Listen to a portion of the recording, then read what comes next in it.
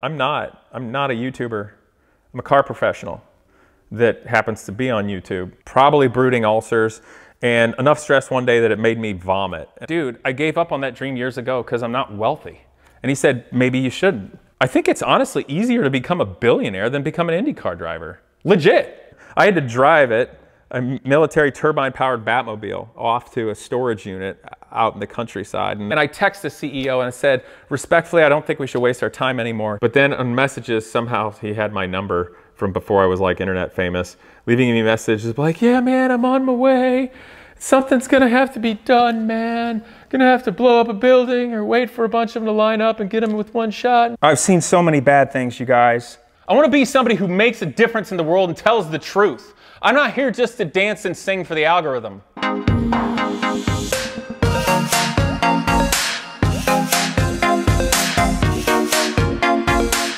Well, today I thought I would do my YouTube career in review. Where did it start? Where have I come from? Who am I now? Where is this going? And probably more interestingly, all the behind the scenes crap I haven't told you yet. So hang on. But it was about 3.5 years ago now that I was trying to find publicity for Genius Garage, which is the public educational charity my wife and I founded now 9 years ago, which has helped launch careers in engineering through race cars and building airplanes for college-age students. And I've been working on it for many years, and I had a notion of how I thought the world should work and people should respond to something like that back when I had the philanthropic idea. But what I found out is the world is different than we all think it is or would like it to be at times. And one of those ways in which it was different was with the automotive media. And the thing that I thought was ridiculous was that even though we were doing something truly incredible, I couldn't get any press or acknowledgement, articles, etc., about Genius Garage. And suffice it to say, I had enough connections and been at it long enough that I felt there was something wrong. And I went on a quest.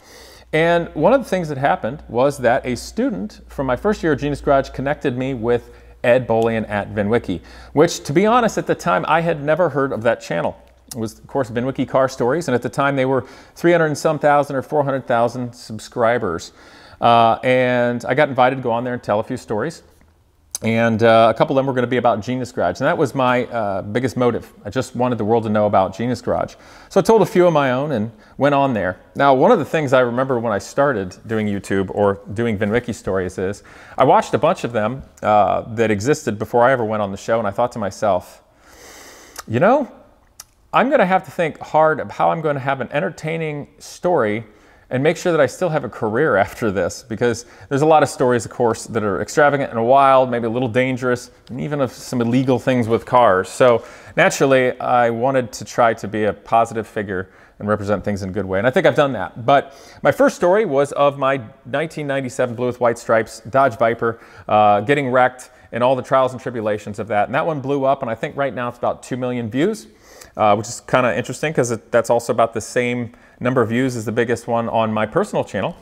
But I got invited back, and it was a nice relationship. Every time I went on VinWiki, I thought that that would be my last time. So I never took it for granted, but it's been an exciting journey, which has led to a lot of good things for Genius Garage, including the Lykan Hypersport build behind me, which is now finished after 2 years with the Genius Garage students. But I was also really honored. I got to be the person that did the 1 millionth subscriber episode with a big Ask Me Anything. And now VinWiki, of course, is very successful with like 1.56 million subscribers. A lot of good things happen for the car community. So shout out to Ed and everybody there that really launched it. But it was a short time after doing VinWiki that I realized there's a lot of traffic watching my stuff. And it's kind of search engine optimization algorithm time. And I told my wife, you know, if I'm going to try to do something with this, I need to do it now. So it was really the following year, it was a number of months later after doing VinWiki, that I started my own channel. I'd already had a YouTube channel from years back doing some things, but nothing big in terms of subscribers, and it wasn't monetizable. So I just got at it. And then after a few months of that, I decided I've really got to make this work and go at it really hard. And it became monetizable later that year and started making a little bit of money. Not a lot, but a little. So that was hopeful, because at the time in my life, I had been working so hard to build Genius Garage and not getting paid, mind you, that it made it incredibly difficult for me to make a living. Incredibly difficult. I'm underplaying that. Imagine the burden it is to have a nonprofit and all this crap to teach people with and not get paid. So the jobs that I had and everything I did was a major sacrifice for something I believed in. So being able to start doing YouTube and make something of a living while having the ability, shall we say, or life positioning that I could lead the nonprofit and teach sure meant a lot and kept it going. And then also created exposure for Genius Garage. So it was really a good thing that kept going. So I made some notes because I don't want to miss anything here, guys. But, you know, VinWiki, my videos, along with a couple that I think were included of a couple students that told, I've got like 56 videos on there. Like I said, I went from 400,000 subscribers to 1.56 million since the time I've been on there. I'm not taking credit for it, I'm just telling you. And I think I've got the third most videos on VinWiki behind Ed and Doug Tabbitt, which is kind of cool. My own channel's got 652 videos, and I got 187,000 subscribers. Of course, we'd all like more, but I like to think mine's very real. And all about substance. I don't chase the algorithm just for chasing the algorithm. Which actually, if I skip ahead, you know, Ed Bolian has asked me a number of times, Casey, you got to decide, are you a YouTuber or not? I'm like, yeah, of course I am. He's like, no, you really need to think about it. And I came to a point where I thought, yeah, I'm a YouTuber. But in writing this down, I thought to myself, you know what? I'm not a YouTuber. I'm a car professional that happens to be on YouTube. And I say that because me being on YouTube, I would rather bring you guys the God's honest truth and do the things that I like to do because they're cool, like the pterosaur or this vintage Formula car, which may not get great views because it's weird, but I like it. So I guess I'm not a YouTuber. I'm just a car guy and a car professional that likes to teach and help out and race that happens to do it. So maybe I won't have the biggest channel in the world, but that's kind of that, guys. But YouTube brings with it, if you do it this much, good things and bad things that just come with the territory, and a lot of them I don't think you all would realize, or young people that are looking to do this would ever know until you're there. And one of those that Ed said, now this may sound crazy, there's a long amount of time when you're a professional YouTuber from when you just start to make $1 to hopefully get to a point of really well, where frankly you're not properly compensated for your lack of privacy. And that was, Ed Bolian told me that. Which is interesting and true because it's both a good and bad thing that I cannot go anywhere anymore that isn't an automotive related thing and not be recognized, which doesn't bother me because I'd like to think I'm a nice person doing good things. So generally it's always positive, but it's, you know, you lose your privacy and anonymity. And sometimes you just kind of want to be a regular person. You know what I mean? And that probably makes me not go to car events as much as I used to because as much as I genuinely enjoy engaging with everybody, sometimes you just want to be a guy, you know what I mean? So I like to enjoy my cars and just driving them myself. But I do enjoy meeting you all, so please say hi if you ever see me. Don't feel bashful. So no sweat there. But it is an interesting thing. And you know the other thing too is when you're on YouTube, people generally always instantaneously assume you're super rich because the only way to attain anything is to magically be super rich. Then there's the really crappy negative people. He must be a drug dealer. Oh, it's family money. Or maybe I just know the value of $1 not to lose money. So you get a lot of kooky people. You get a lot of good people too, but you get kooky people, and that's kind of annoying from time to time. And sometimes just crappy people dislike you. So you think, how much of a target am I? You know? And when I first started my channel getting bigger, I had a couple of, we'll call them fans, that I would say were deeply disturbed individuals, to the point where there was a time where I called the students at Genius Garage and I'm like, if you see a silver car, XYZ, do not let them in, shut and lock the doors. There are freaks about. And there was another person that seemed to be like deeply schizophrenic. I remember showing a video somebody was making about my videos and talking about me in Genius Garage to a friend of mine that was a police officer, and his jaw immediately dropped and he went, that person is dangerously schizophrenic. Does anybody know where you live? I'm like, I mean, yeah, but I don't profess it. And I really haven't seen much evidence of those kind of people in a while. The first one, I remember he was, sounded like he was bombed out of his mind, whatever's wrong with him, and he wanted to move here to come help, and he was going to come here, but then on messages, somehow he had my number from before I was like internet famous, leaving me messages like, yeah, man, I'm on my way. something's gonna have to be done, man. Gonna have to blow up a building or wait for a bunch of them to line up and get them with one shot, man. And I'm just like, really? But I haven't had much of that in a while, so that's good. But you gotta realize that sort of thing happens when you become a public figure. Sometimes it's nice when you meet people.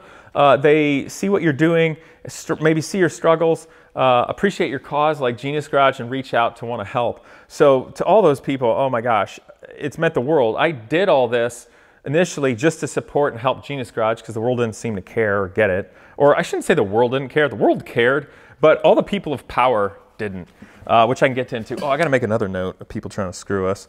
I don't want to forget. But you know, that was a big thing too. Meeting people, it's been really neat to network, making a lot of new friends because of this. So that's been awesome. Another thing that's kind of a heartache, I'll say, is I don't know, people get funny notions about it when you're on YouTube and how they presume your life must be despite no experience. And they can kind of just be dicks accidentally.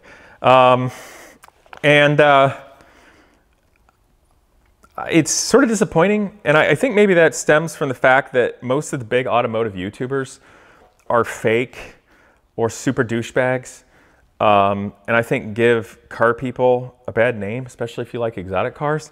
So that's sort of a downer. But again, the support for Genius Garage has been amazing, and some other things have happened, either partially due to being on YouTube or fully. You know, I got to have Zach Brown, the CEO of McLaren F1 on my channel. That was really neat. Really appreciated that. We talked about his background, so look that up if you haven't seen it. You know, I got invited out to the Velocity Invitational, which is an amazing vintage race. I loved it. Probably my favorite in the country. And got to go to a day beforehand and drive Parnelli Jones's Boss Mustang, cool Mini, ride in a Maserati Birdcage, ride an original 250 GTO, and share those videos with you guys. And there really aren't any videos on YouTube of really thrashing on amazing cars like that the way they should be, in a good way. So I hope you all enjoyed that. And even got to ride with the Air Force Thunderbirds, which was the biggest honor of my life, to go ripping out of Nellis Air Force Base outside of Las Vegas and ripping through Star Wars Canyon over Death Valley and doing all that. Gave me a huge appreciation for, you know, men or women in the armed services, and especially the Air Force and the Thunderbirds. So that meant a lot. It was really neat. But moving on, guys, I also wanted to tell you what I learned about social media, how this actually works, because the general populace mostly just sees it from the outside, and maybe they kind of feel what's going on. And yeah, there's some BS behind the scenes of how this works, and some things that are probably on purpose from the powers that be, and things that are accidental side effects. So, you know, one of them is the nature of the algorithms. The algorithms control every platform on social media and what you see, and they change often. So that's where you'll see some channels blow up out of nowhere, or some that you don't see anymore, even if you've got all notifications on. And they have to exist. They're a good thing in a way. But keep in mind that the algorithms exist to keep you on the platform and engaged as much and as long as possible, because that keeps you on a platform. Hopefully you're obviously liking it if that's the case. But the other truth about the nature of the algorithms are, it's easiest to keep people on social media platforms if they're angered, they're triggered, and they're fighting. So what I have seen is, on all the platforms in some way, that the algorithms are inflammatory to people, because that is the easiest way to prey on the lowest common denominator of people and their human emotions and instincts to keep them on, which is a sad byproduct of our time in terms of a civilization. And you can see how polarized our society is now, with politics, with people, with race, with gender identities, everything across the board. Everybody is triggered and angry and fighting. And you got to ask yourself, is this just an accidental byproduct of the nature of algorithms on all of our social media to keep people on there? Or is it also being manipulated to make that happen? I think it's a little column A and a little column B. Maybe more of column B than we'd like it to be. Now, I tell you this, I'm on YouTube, obviously, and I have been deeply concerned about things on here. And occasionally I have said things that are viewpoints which may be, frankly, somewhat conservative. And that has been a scary factor for me, and feeling like a great risk, because social media is inherently biased. Some platforms more than others, but I generally try to keep this about cars and life But inherently, with cars and life, there could be some topics that somewhat relate to something going on either politically or socially. So it gets a little scary sometimes, but at the same time too, you do have to stick true to your values, whatever they may be. And that's where I like to say I'm a real person and a car professional, not a YouTuber. And I would rather have a smaller channel that is meaningful and truthful than a giant one and just being a court jester in a fishbowl. I would rather be a real person than a court jester. Because if you're just a court jester, what are you? You're nothing. You make an income, but you're adding no real value to society other than just brain drivel on the internet. So that's my opinion anyway. But that's the trouble with algorithms. It's just a weird thing, you know. And but there's other positive things going on, you know, with this. When I was into 944s and showcasing that, and showcasing people how to have a really great sports car on the cheap and work on it themselves. You know, that started the No Snob Porsche 944 squad on Facebook. And there's 10,000 people in there, and that's really cool. So that makes me feel good about that. I really don't do Twitter anymore. I cannot find its value to society. I don't like being on there. I'm getting kind of tired of Instagram. It feels like brain drugs to me. I like it for connecting with people. I think it's an easy way to connect, but I'm getting a little disheartened there.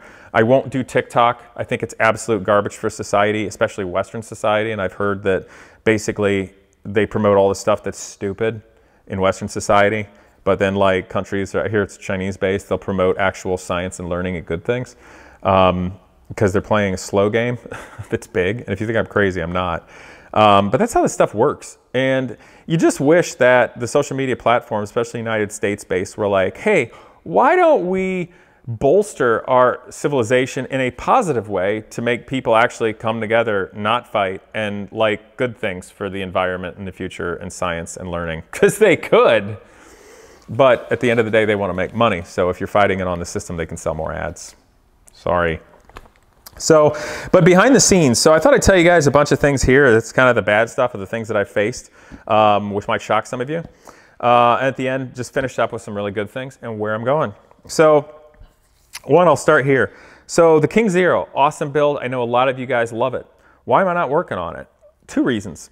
One, I got burned out, mind, body, and soul. The amount of time and hours and everything, it just killed me. I was filthy all the time, and I didn't have enough time to do all the other things I need to do. As an example, guys, it takes time to think of a video, to record it. It takes a lot of time to edit it and put it out, and that is the job. So whatever it is that I do and showcase you takes time as well, among teaching in Genius Garage and now having a child. So I literally only have so much time during the day, and the economics here now don't support hiring somebody to do this. And no, I can't just give editing to somebody or somebody do those things for free. It's very important. And the Genius Garage students are here to learn and teach, so I'm teaching them. They can't do those things with me. So the problem with the King Zero, guys, is it takes too much time. I literally cannot afford the time to work on that car at a rate that shows you guys stuff being done. There is nobody around that's talented enough that I can pay to largely do the work and finish it.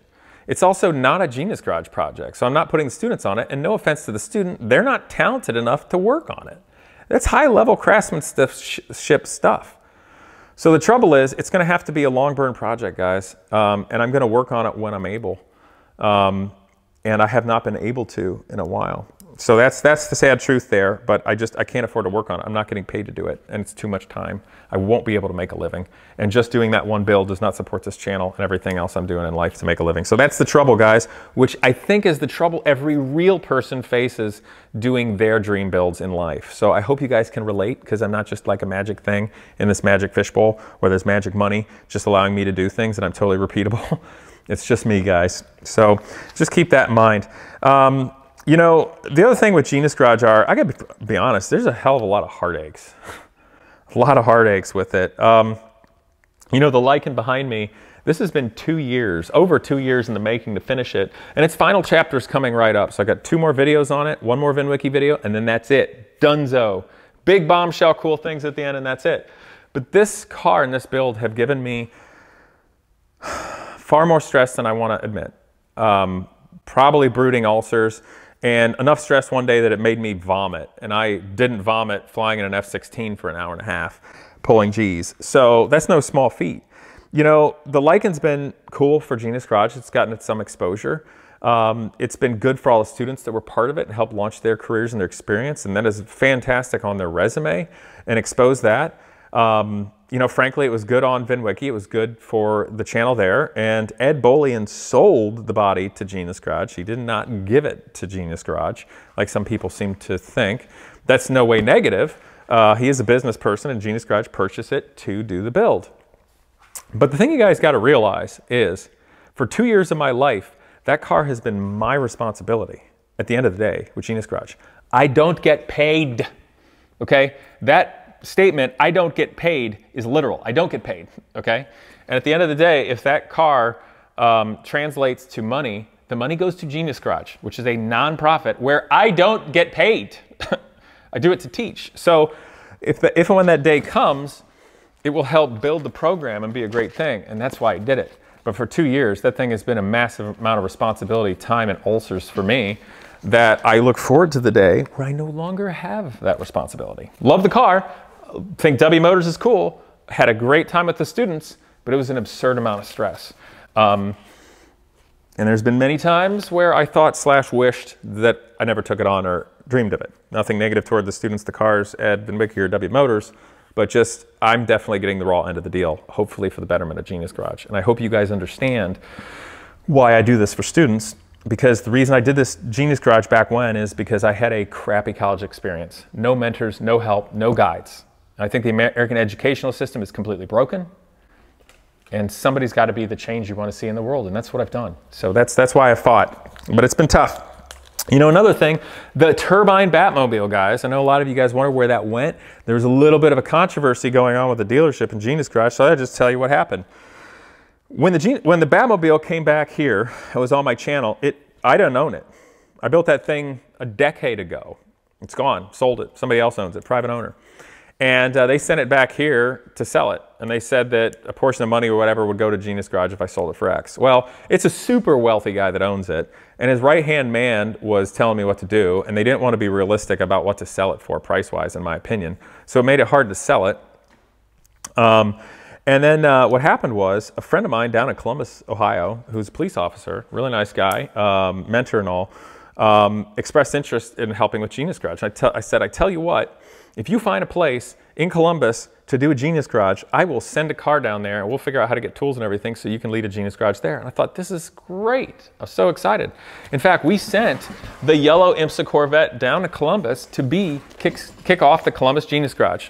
And so there was a car dealership, I'm just going to say it, it was the Toy Barn in Dublin, Ohio.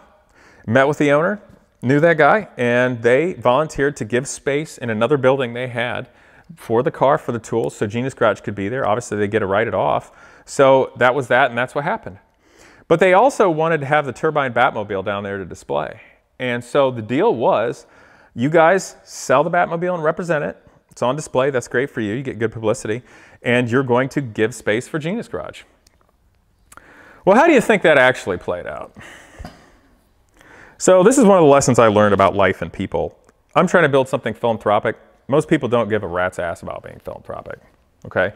Or if they do it in a way to try to make them look good, which I'll tell you about another CEO in a minute, because actions speak louder than words. So what happened was, we take the Corvette down there, and 2020 hits, COVID hits, and they decided that they're essential as a car dealership because they have a tiny service department and stayed open.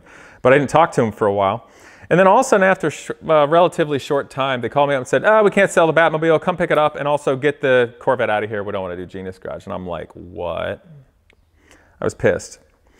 They also didn't treat my friend very well. They made him move all stuff clear across campus and everything with Genius Garage, even though they allotted the space and didn't treat us right. And it was pretty obvious to me, all they wanted to do was get the Batmobile on display.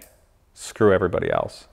And that cost me days of my life, work, my own reputation, making videos of it, and stress/destroyed the relationship I had with the wealthy guy who owned it.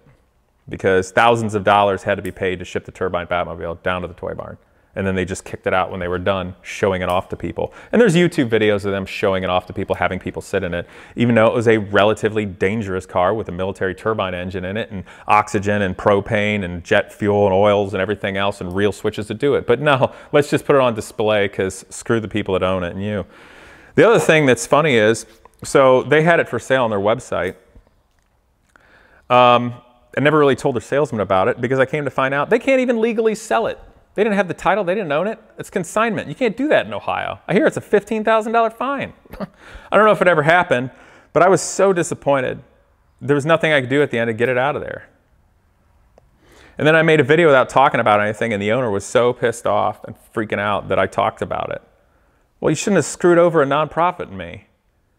You know, I get phone calls with him and one of his guys trying to pressure me where he did everything from try to bargain with me, be my friend, scream at me, and even crocodile tears. And I'm like, this is a setup. They're trying to give me money to take this down as a tick for tat and then act like it's something else. And I'm just like, just leave me alone. Just leave me alone to get the stuff out, go away. It was a horrible experience. Absolutely terrible experience. You know, maybe everybody gets really great cars there and really great service, and if you do, cool. But I had the worst experience imaginable for a myriad of ways, and me and the nonprofit were completely used. I hated it. And then when they wanted to get it out of there, it's not easy to transport the Batmobile. We didn't have a trailer big enough. You know, we don't have $1,000 to put in a semi-truck. Where am I going to put this thing? So I had to drive it, a military turbine-powered Batmobile, off to a storage unit out in the countryside and then move it again. It was a horrible experience. And I just feel completely used for being a philanthropic leader because I wanted to do something good. And then I got used for my internet fame and notoriety by just horrible. You know, another thing that just made me just sick of it, and I'm going to talk about some positive things in a minute too. Had a guy reach out to me that's in the racing world. I'm going to keep it relatively vague. He's also a CEO of a big world company, okay? And he's talking about how much he loves Genius Garage and the students and reaching out, how he came from nothing and his dad had nothing and he's into cars and he understands the value of engineering and he brought him and his HR person down here to support Genius Garage. And then this person calls me and I'm thinking they're going to really support Genius Garage, like to the tune of like, not like we can hire people for it, but be a big part of it, you know, because when you're talking global companies, I mean, this is something that could matter. Well, at the end of the day, they call me up and go, we're going to donate $10,000. And I'm like, okay, cool, but that's not what I was expecting by the nature where this is going. And where it went was, and what I learned is, the person wanted us to go to a certain race so he can show us off like his prize in front of all his workers and all his people and make him look good. You know how the money, of course, came from the company. So he looks like a big, big, big hero for a tiny amount of money. And influences what we do and where we go. And I wish we never went to that race. I wish we went somewhere else. I wish I never met the guy. And then it gets his people, keep getting his people to want me to like showcase them and do things on my social media. And I'm like, okay, but that's not for you because you're not paying for it. That's nice. You donated to Genius Garage, a nonprofit I care about, but that's not how I work. It's not how life works. It's not how business works. And then so his people get a hold of me, this big conference call, how Genius Garage and the company can work together. And they come up with a myriad of ways that Genius Garage can be beneficial to the company. And not one mention of how they are going to help contribute to Genius Garage in any way, shape, or form, of any tangible way. And I have to think of a nice, diplomatic, corporate way of saying, hey, assholes, you going to give Genius Garage any money? You going to contribute in any way, shape, or form? Or do you think I'm just some magic, famous guy that's going to be here and talk about how great your company is, and we're going to do a bunch of work for you guys? But I said it in a nicer way than that. And then so I didn't hear anything for a while. And the CEO guy would like watch my videos and like try to manipulate me and tell me what I should say and do. And I'm thinking, who the f do you think you are? Like, you're not doing this. You don't contribute. You're not a sponsor. Shut up. And so months later, his people come back to me again with a PowerPoint presentation, a big Zoom call, because they figured out how we're going to be able to work together. And we go through this lame PowerPoint presentation of all the things Genius Garage can do for them and I can do for them. And the person kept asking me, do you have any questions? I'm like, well, some, but we'll save it to the end. And we keep going. I'm like, okay, where's the rest? And she's like, that's it. That's the presentation. I'm like, what about the part of the presentation where you tell me how your global company is going to contribute to Genius Garage? There was none. None. After 2 times. And I was pissed. And really pissed. Obviously being used. And this is where I realized, you know how they always say on the internet how like CEOs, a lot of them are like narcissists, sociopaths? Well, I don't know if that's the case in this circumstance, but I totally understand it because I'm like, I got played. Here's a guy that's now fairly rich or wealthy, being a person at that level and compensated well, supposedly likes Genius Garage so much, cares about what I'm doing and everything like that, has his company write off a small, and that is a small amount of money, so he can look like a big hero in front of all of his people and look really good, and then tries to get his people to make me and Genius Garage work for them for free. And I text the CEO and I said, respectfully, I don't think we should waste our time anymore. Genius Garage is a charity for college students, not Fortune 500 companies. And then he kind of goes back and forth with me. It's like, well, we're trying to do the best we can. Well, I'm supposed to be accountable. I'm a CEO. I got all these things to do. And I'm thinking, yeah, I bet your accountant doesn't take that excuse. Jerk. And so I just wrote him off. And he's tried to text me a few times in the meantime, being all nice. But I'm like, this guy just wants to look good. Screw him. Screw him.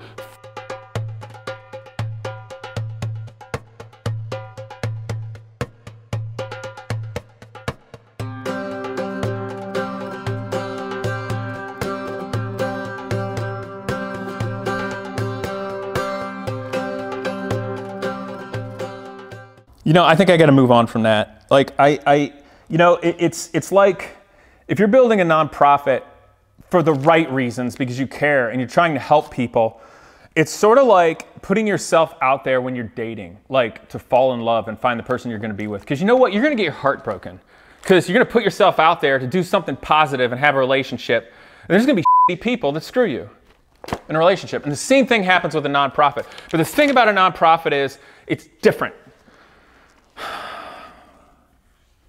I've seen so many bad things, you guys. It genuinely has been so hard. And this is why I'm edgy and angry. I'm never going to be Hoovy. I'm never going to be Tavarish. I'm not Ed. I'm not Supercar Blondie. I'm not any of these guys, and I don't want to be. I want to be somebody who makes a difference in the world and tells the truth. I'm not here just to dance and sing for the algorithm. I didn't do YouTube to be a YouTuber. I did it because I cared about Genius Garage, and it let me help that. That's why I'm here. And I've been fighting for 10 years of it. So don't try to screw me or the program, because I might just fight you too. I'm not apologizing for that. You know, and then the other thing is, there's been so many positive things. So many students, man, first generation American students, you know, or ones that have just come from another country that are here. Man, it's been so awesome to see their growth and them get jobs and to see their gratitude after when they're gone because they know that it was special and somebody helped them just to help them. And that matters. But every once in a while you get a shitty student too, entitled jerk. You know, and I've had a couple of those and it's like, holy shit, man, you're not paying me, I'm not getting paid. Like, I know that you've never seen anybody, you know, like that the world is pretty entitled now, but yeah, there's a few of them. And you just hope you're doing the right thing, but man, it wears on you after a while. I gotta tell you what, guys. But 2 things, one other negative thing before I move on. Racing Indy cars forever was my dream. It's always been my dream. That's what I'm best at and love the most is racing. And I don't know, a couple years ago I started chasing that because a buddy of mine got me thinking about it again and I realized, oh wow, between VinWiki and my own channel, I'm getting as many views as the entirety of the NTT IndyCar series. In person, online, and TV. Holy crap. I guess that means I finally will break through the ceiling and get to drive. Nope. Nope, that's not how racing works. I was wrong. I spent a lot of time on that and gotten screwed. Actually, if you search my name, Casey Putsch, on Google, you'll see Pegasus Marketing probably still, who I wish would remove my and Genius Garage's information from their site because after a year of working with them, they took my money and Genius Garage's money, and I didn't get to go anywhere with it, but they at least tried for me. But you know what? They said they support nonprofits and find money for it. No, they don't. Or at least not for Genius Garage. They did jack squat and took Genius Garage's money. God, I hate them too. So disappointing. So many disappointing things. You know, but after all those years trying to race, at least I met Mike and Butch Meyer, and they've been awesome friends. And we've done some really cool things together. And, you know, their family name goes back to 1927 in IndyCar racing, but they can't get back in IndyCar racing. because it's a wealthy guy's theater. There's no way to get in. There's no way to get in IndyCar racing with talent or brains or a basic business plan. There's not. It's a super wealthy person's sport. It's like vintage racing is. But vintage racing's no holds about it. You buy a car, you pay for it, you go drive. It's cool. But in IndyCar racing, they're still acting like it's a sport or business. And it's just sad. Like, I hate to say it, guys, but like, I told my friend when he said I should keep trying to drive Indy cars, I said, dude, I gave up on that dream years ago because I'm not wealthy. And he said, maybe you shouldn't. And I was like, you know what, you're right, let's go for it. But honestly, I wish I just let that dream die. Because it's not what we all think it is or wish it to be or want it to be. And I think I'd be better off right now had I not chased that. Probably happier too, and you guys enjoy the channel more. It just sucks. It's not a real sport anymore. But it's been awesome to know Mike and Butch, and it's been fun. But damn, you guys, I'm gonna keep trying because I'm in it. I might as well. But legitimately, I kind of thought about this the other day. I think it's honestly easier to become a billionaire than become an IndyCar driver. Legit. There's been more billionaires formed than new IndyCar drivers, and there's a clear path to becoming a billionaire. There's no real one to IndyCar driving unless you just spend a bunch of money. And then you ask yourself, why don't I just go out and become a billionaire? That'll be cool. And then I could drive Indy cars if I want to. And I think to myself, if you did that, would you want to screw with Indy cars? You go do something better. It's kind of sad. But anyway, there's some positive things, amazingly positive things for Gina's Garage, because people do care and know. Gina's Garage had the Daytona prototype and the Lotus T125 Exosphere Formula One car donated last year. Unbelievable. So awesome. There are people who care. There are people who see it.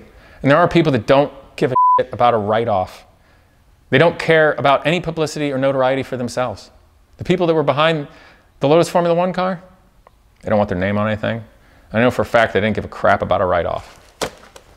They did it because they cared about Genius Garage and young people. And they saw me fighting for the right reasons. That's why it happened.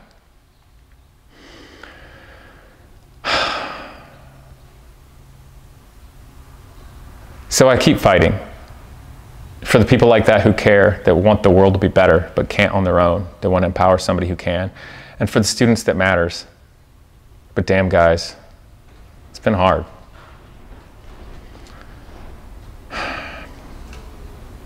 Probably get a couple of phone calls after this.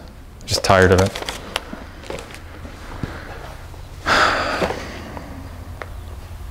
So, I'm not a YouTuber. I'm a car guy. I'm a professional. I'm a philanthropist because I care about Genius Garage, and I'm going to keep caring because the world's better when you do. You know, there are people out there that the only thing that matters to them is getting a more expensive car. Who cares? You probably already have a nice one. It doesn't do anything. Everybody has different things in life, and sometimes they don't know what they want until they're there. But for me, I extrapolated all the different directions my life could go. I thought the best thing I could do at the time was Genius Garage. I found all the difficult things about creating a nonprofit.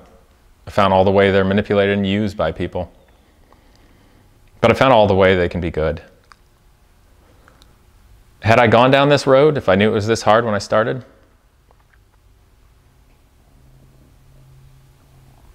I don't know. There's a good chance no. But I was on it. And I'm a person who finishes things. I'm a person that keeps going. And I'm a person that doesn't give up a good fight. So remember that. Whether you want to go in business with me for a positive reason, be a supporter of the channel, or want to screw with me or anybody or anything that's important. So that's it, guys. I'm gonna keep going, but keep in mind I have to make a living. I've got certain values I want to stick with that are important, and that's it. I have no idea what the future will hold indefinitely for YouTube, but I'm gonna keep swinging and keep trying to do things that matter and have a little fun along the way too. So thanks for being here.